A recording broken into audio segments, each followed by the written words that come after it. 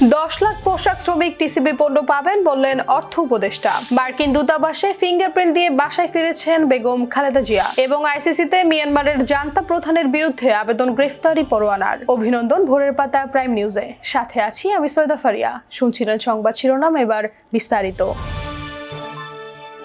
যুক্তরাষ্ট্রের দূতাবাসে গিয়ে বায়োমেট্রিক ফিঙ্গারপ্রিন্ট দিয়ে বাসায় ফিরেছেন বিএনপির চেয়ারপারসন খালেদা জিয়া।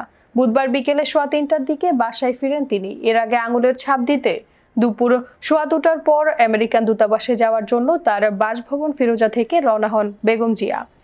বেলা 2:20 দিকে দূতাবাসে পৌঁছান তিনি। দূতাবাসে আসা যাওয়ার পথে প্রয়োজনীয় নিরাপত্তা ব্যবস্থা গ্রহণে বিএনপি চেয়ারপারসনের একান্ত সচিব ABM আব্দুস সাত্তার স্বাক্ষরিত ডিএমপি কমিশনার বরাবর চিঠি দেওয়া হয়েছে। আমেরিকার ভিসা সংক্রান্ত ব্যাপারে খালেদা জিয়া ঢাকায় অবস্থিত দেশটিতে দূতাবাসে যাচ্ছেন বলে দলীয় সূত্রে জানা গেছে। দলকে আরো শক্তিশালী করতে এবার পুরোপুরি সাংগঠনিক কর্মকাণ্ডে ফিরেছে বিএনপি।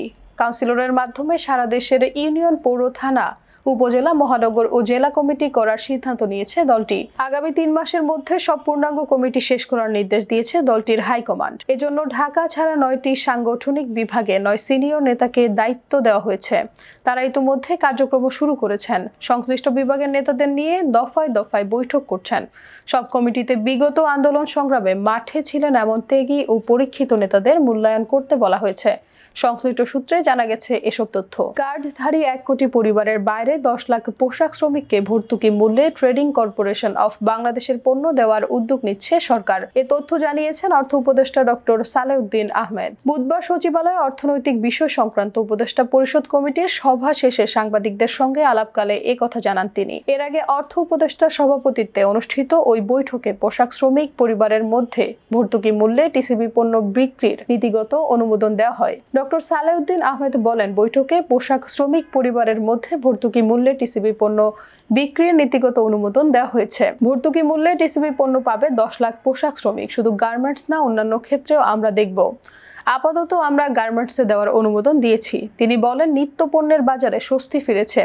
পণ্যের আমদানি মূল্য ও বিক্রয় মূল্যের মধ্যে ব্যবধান কমেছে। চট্টগ্রামের সংঘর্ষে আইনজীবী সাইফুল ইসলাম ওরফে আলিফ নিহতের ঘটনায় ঝালকাঠিতে বিক্ষোভ মিছিল ও প্রতিবাদ সভা অনুষ্ঠিত হয়েছে। বুধবার দুপুরে ঝালকাঠি জেলা আইনজীবী সমিতির আয়োজনে বিক্ষোভ মিছিল ও প্রতিবাদ সভা অনুষ্ঠিত হয়। জেলা আইনজীবী সমিতির সভাপতি, জেলা বিএনপির সদস্য সচিব অ্যাডভোকেট শাহাদাত হোসেনের সভাপতিত্বে অনুষ্ঠিত প্রতিবাদ সভায় বক্তব্য রাখেন জেলা বিএনপির আহ্বায়ক জিপি অ্যাডভোকেট সৈয়দ হোসেন, জেলা জামায়াতের আমির অ্যাডভোকেট হাফিজুর রহমান, জেলা আইনজীবী সমিতি সাধারণ সম্পাদক অ্যাডভোকেট মাহেব হোসেন। এ সময় বক্তারা বলেন, যারা দেশে সাম্প্রদায়িক দাঙ্গা লাগাতে চায় তাদের শক্ত হাতে দমন করতে হবে। চিন্ময় কৃষ্ণ দাসকে গ্রেফতারের পর থেকে উগ্রবাদীরা চট্টগ্রামে মসজিদে হামলা করছে, আইনজীবীকে হত্যা করছে। কেউ যদি এদেশে সাম্প্রদায়িক দাঙ্গা লাগাতে চায়, মুজিববাদ কায়েম করতে চায়, এদেশের মানুষ তাদের প্রতিহত করবে।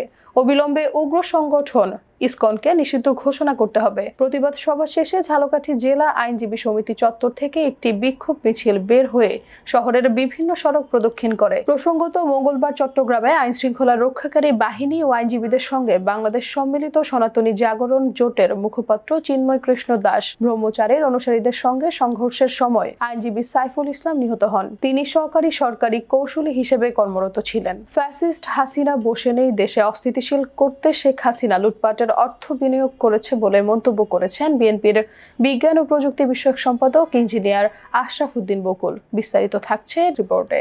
অন্তর্বর্তী সরকারের কার্যক্রম আরও ত্বরান্বিত হওয়া দরকার উল্লেখ করে বিএনপির বিজ্ঞান ও প্রযুক্তি বিষয়ক সম্পাদক ইঞ্জিনিয়ার আশরাফ উদ্দিন বকুল বলেন, ফ্যাসিস্ট হাসিনা বসে নেই, লুটপাটের অর্থ বিনিয়োগ করে দেশ অস্থিতিশীল করার ষড়যন্ত্র করছে। ইসকন সহ বিভিন্ন ব্যানারে ছাত্রলীগ, যুবলীগ মাঠে নামছে বলেও দাবি করেন বিএনপির এই নেতা। সরকার, বিশেষ করে অন্তর্বর্তীকালীন সরকার যা করছেন, মানুষের কাজ করতে কিছুটা ত্রুটি হবে, ভাত খাইলে 2-1 ভাত পড়বে, কিন্তু আমি মনে করি যে ওনাদের যে কাজগুলো ওনারা করছেন সে কাজগুলো উনি খুবই ভালো করছেন, কিন্তু একটু ত্বরান্বিত হওয়া দরকার। যত দেরি হবে তত হয়তোবা অনেক ধরনের ইনফেকশন বেড়ে যাবে, অনেক ধরনের অঘটন ঘটে যাবে। কারণ ফ্যাসিস্ট হাসিনা তো এখনো বসে নেই, তার তো টাকা পয়সা অভাব নাই, তার তো হাজার হাজার কোটি টাকা সে ভারতও নিয়েছে, দেশ বিদেশেও নিয়েছে। তো সেক্ষেত্রে আমি মনে করি এই টাকা তো সে ইনভেস্ট করতে পারবে, করে এক একটা সংগঠনকে দাঁড় করাতে পারবে বিভিন্ন আঙ্গিকে। আজকে ইসকনের নামে এসেছে, আজকে ইসকনের নামে যখন এসেছে ছাত্রলীগ, যুবলীগ ইসকনের ব্যানারে চলে আসছে। তো স্কুলের ব্যানারে তারা চলে আসে, যদি তারা কাজ করে, তো এরকমভাবে তো প্রত্যেকটা সংগঠন এভাবে করতে পারবে, এটা কোনো সমস্যা নয়। তো এই জন্য আমি বলি যে আসলে বিভিন্ন ব্যানারে তারা মাঠে নামছে, তো এই জন্যেই তাদের অবৈধ অর্থ এবং দুর্নীতির অর্থ, সেই অর্থ তারা অ্যাপ্লাই করছে। তিনি বলেন, বিএনপির 31 দফা নিয়ে জনগণের কাছে যাচ্ছে। এই 31 দফা রাষ্ট্র মেরামতের পাশাপাশি বিএনপিকে সুসংগঠিত করতে দরকার বলেও মনে করেন তিনি। বিএনপি তার নিজের দলকে আরও সুসংগঠিত করা, আরও সুন্দরভাবে সাজানো, তার নিজের মধ্যে ইন্টারনাল কমান্ডিং স্টাইল আরও বৃদ্ধি করা, নিজেদের মধ্যে নিজের নেতাকর্মীদেরকে আরও প্রশিক্ষিত করা, যে কারণে নাকি আমরা একটা প্রশিক্ষণ কর্মশালা শুরু করেছি, প্রশিক্ষিত করা, এবং 31 দফা নিয়ে জনগণের কাছে আমরা যাচ্ছি। এবং এই 31 দফা রাষ্ট্র কাঠামো মেরামতের জন্য যেমন দরকার, ঠিক তেমনি আমার দল সংগঠনকে আরও গোছানোর জন্য আরও অনেক পরিকল্পনা আমাদেরকে হাতে নিচ্ছেন আমাদের কেন্দ্রীয় কমিটি। দেশবিরোধী ষড়যন্ত্র মোকাবিলায় বিএনপি সাংগঠনিক দক্ষতা বাড়াতে কাজ করছে বলেও জানান বিএনপির এই নেতা। আমাদের নেতাকর্মীরা প্রত্যেকে সজাগ, যাতে কোনো প্রশাসনে কেউ কোনো করাপশন না করতে পারে, সেজন্য আমরা আমাদের নেতাকর্মীদেরকেও আমরা সেভাবে প্রশিক্ষিত করেছি। তরুণ বেগী, ভোরের পাতা, ঢাকা। এবার আন্তর্জাতিক সংবাদ।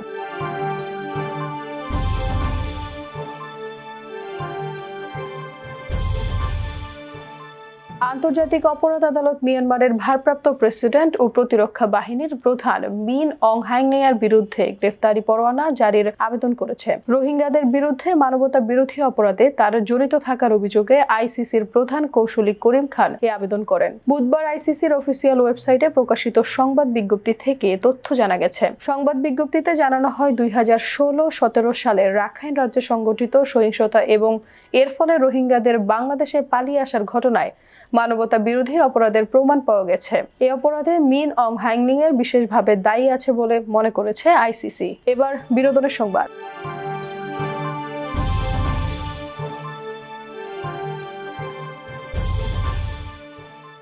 দীর্ঘ 6 বছর পর বাংলাদেশের ব্যান্ড সঙ্গীতের এক অগ্রগতিক আইয়ুব বাচ্চুর গান মুক্তি পেতে যাচ্ছে। এবার কিংবদন্তি এই শিল্পীর কণ্ঠে নতুন গান শুনবেন শ্রোতারা। বিস্তারিত থাকছে ফরহাদ হোসেনের ডেস্ক রিপোর্টে।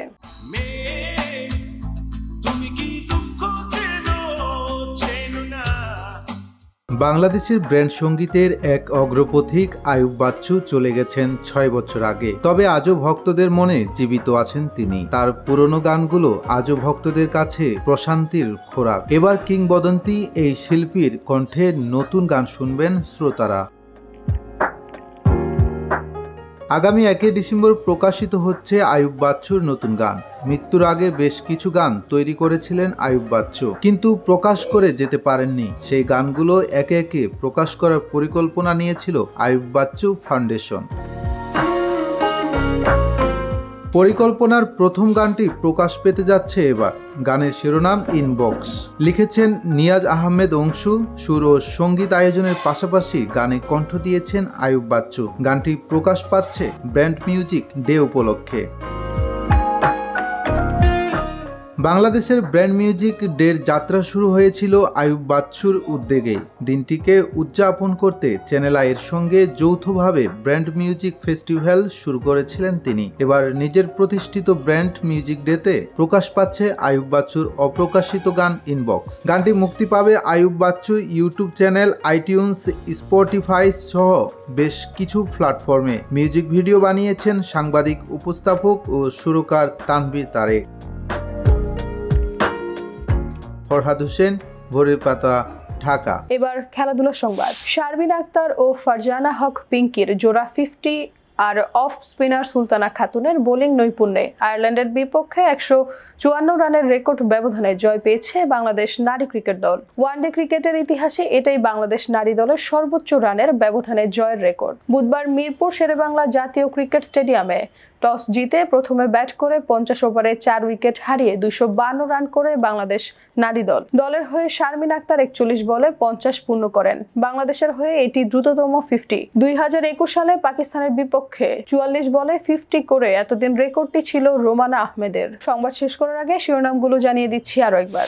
10 লাখ পোশাক শ্রমিক টিসিবি পণ্য পাবেন বললেন অর্থ উপদেষ্টা। মার্কিন দূতাবাসে ফিঙ্গারপ্রিন্ট দিয়ে বাসায় ফিরেছেন বেগম খালেদা জিয়া। এবং আইসিসিতে মিয়ানমারের জান্তা প্রধানের বিরুদ্ধে আবেদন গ্রেফতারি পরোয়ানার। এই ছিল আজকের ভোরের পাতা প্রাইম নিউজ। সারা দেশের সর্বশেষ আপডেট পেতে চোখ রাখুন ভোরের পাতায়। ধন্যবাদ।